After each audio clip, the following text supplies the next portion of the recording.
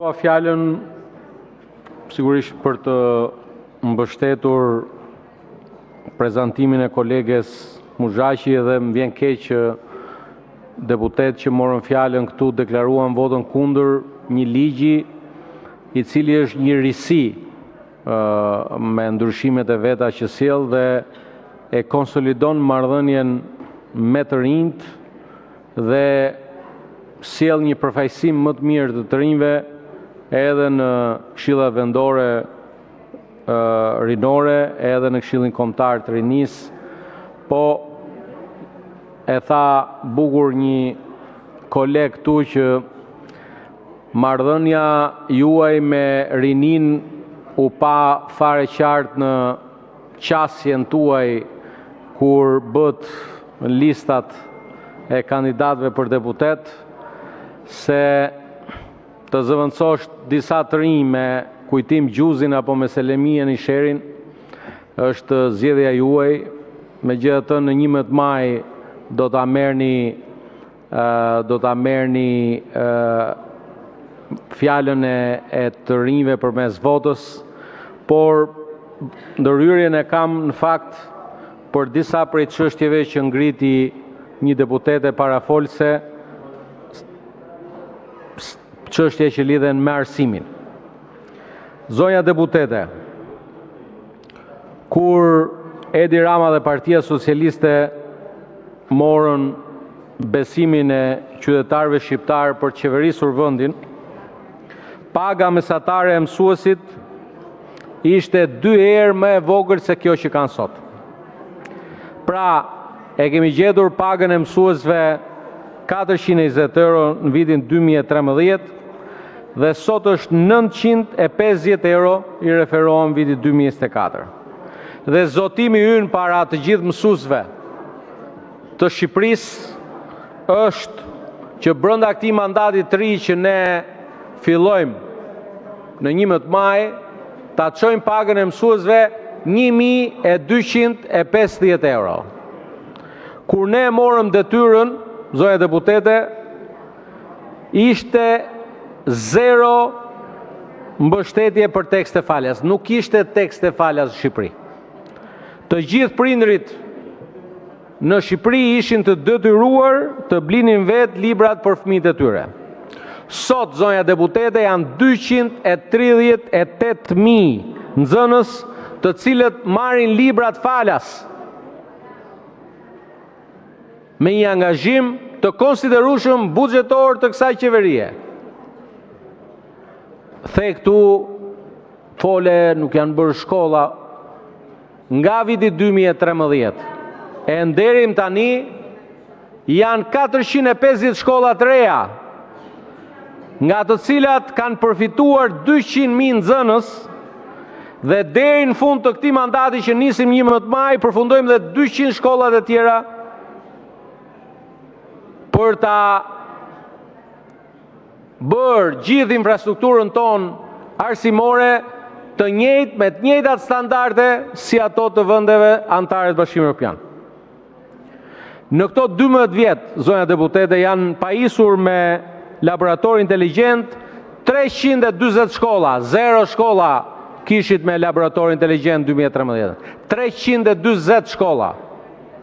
Dhe brenda mandatit ton të ri që fillojmë 11 maj, ne do të kompletojmë të gjitha laboratorët për garantuar 1000 laborator inteligjent dhe zotimi ynë është që të mos ketë asnjë nxënës Republikën e Shqipërisë nga Vermoshi në Konispol që të mos ketë akses në laborator inteligjent. Kudo, në të gjitha shkollat e vendit do ta përmbushim këtë synim. Dhe lajmi i mirë, zonja deputete, është se synimi ynë është që brenda mandatit të ri që fillojmë 11 maj të kemi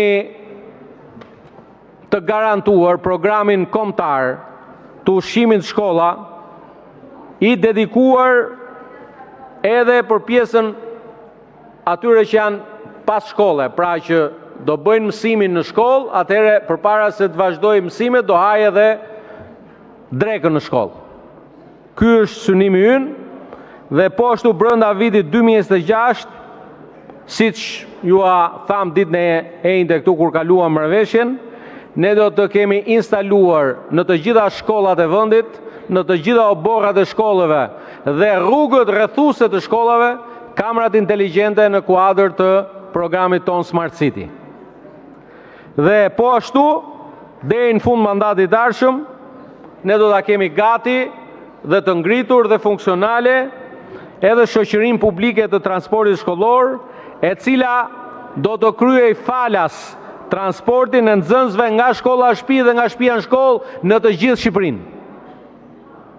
Dhe brenda mandatit të ardhshëm, synojmë të dyfishojmë numrin e nxënësve në arsimin profesional, ku objektivi ynë është 1/3, të paktën 35% e numrit përgjithshëm të nxënësve që studiojnë në shkolla të jenë në shkolla teknike. Dhe deri në fund vitit 2030, të gjithë nxënësit e arsimit profesional do të mund të qëndrojnë në konvikte me standarde europiane. Qeveria po ndërton konvikte, gjatë këtij mandati tjetër ne do të shtojmë numrin e konvikteve për të garantuar që për fëmijët e familjeve të cilët i kanë shkollën larg ose nuk kanë mundësi, shteti të jetë ai që të mundsoj konviktin. Dhe në fund, sa i përket programit ton Mësues për Diasporën, mund ta thoni një fjalë të mirë se në fundit i shërben bashkëdhetarëve tanë kudo që ata ndodhen.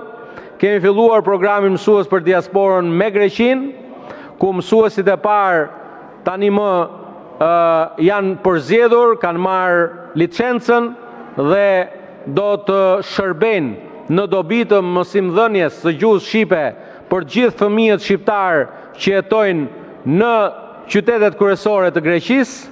Synojmë që ta shtrijmë projektin Mësues për Diasporën edhe në Itali si hapi dytë dhe për ta shtrirë këtë program të rëndësishëm kombëtar kudo që bashkëdhetarët tanë jetojnë, sepse historia do të na gjykojë në shumë çështje, por një prej çështjeve që kjo qeveri ka merit është fokusi i veçantë që i ka dhënë diasporës, duke filluar nga thelbi që është mësimi i gjuhës shqipe.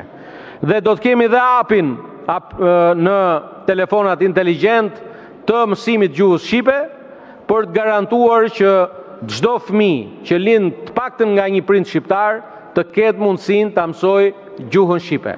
Prandaj këto janë fakte dhe unë fola me shifra.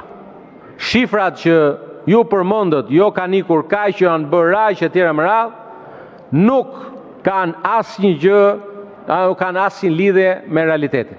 Dhe prandaj në 11 maj qytetarët shqiptarë dinë fare mirë që është i mandat historik, është i mandat i cili vjen në një moment ose një kontekst geostrategjik të rëndësishëm që lidhet me antarësimin e Shqipërisë në familjen europiane. Ne jemi e vetmja forcë politike me vizion qartë për ta përfunduar këtë aspirat historike të antarësimit Shqipërisë në Bashkimin Evropian dhe prandaj qytetarët shqiptar në shumicë do të votojnë numrin 5 Partinë Socialiste të Shqipërisë në zgjedhjet e 11 majit. Faleminderit.